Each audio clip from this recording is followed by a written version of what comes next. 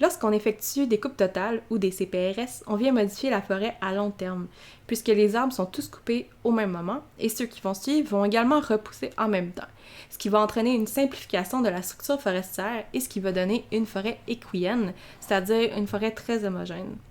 Naturellement, les forêts sont plutôt hétérogènes et donc inéquiennes. Ce changement de structure entraîne des impacts négatifs sur toutes sortes d'organismes et afin de réduire ces impacts, on teste d'autres types d'aménagements forestiers qui conserveraient mieux la structure inéquienne des forêts, comme les coupes partielles. Cette recherche s'est penchée sur l'impact d'aménagements forestiers de type équien et inéquien chez les sylphidés, qui forment une famille de coléoptères.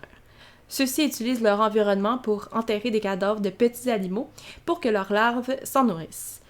Plusieurs études ont démontré qu'ils sont sensibles à la modification de leur habitat. Or, il est important de les conserver vu leur rôle dans la décomposition et dans le cycle des nutriments. Nous avons comparé 4 types d'aménagements forestiers qui sont différents en termes d'âge et d'intensité à une forêt qui n'a jamais subi de coupe et qui nous sert de témoin. Donc, on a 2 traitements équiens, soit une coupe totale qui est vieille et une autre qui est récente, et 2 traitements inéquiens, soit un traitement avec une seule passe de coupe partielle et un autre traitement avec 2 passes de coupe partielle. Ces forêts sont situées à La Tuque, en Mauricie, et les insectes ont été capturés à l'aide de pièges à interception. Au total, près de 19 000 individus ont été capturés et 9 espèces ont été identifiées. Dans un premier temps, on a constaté qu'il y a une baisse de l'abondance chez toutes les espèces dans les traitements équiens. Les effets sont importants, que ce soit à court terme, soit 3 ans suite aux coupes, et à long terme, soit 23 ans plus tard. Ainsi, même après toutes ces années, les impacts se font encore ressentir chez les sylphidés. Heureusement, les effets sont moins néfastes dans les traitements inéquiens. Chez la plupart des espèces, l'abondance ne diffère pas de manière significative entre ces traitements et la forêt témoin.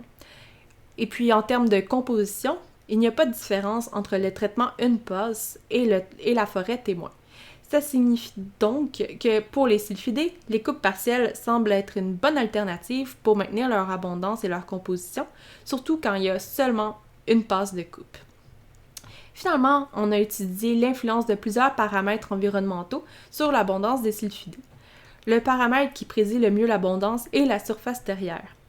On a constaté qu'une augmentation de la surface terrière est liée avec une plus forte abondance, surtout à partir de 20 mètres carrés par hectare.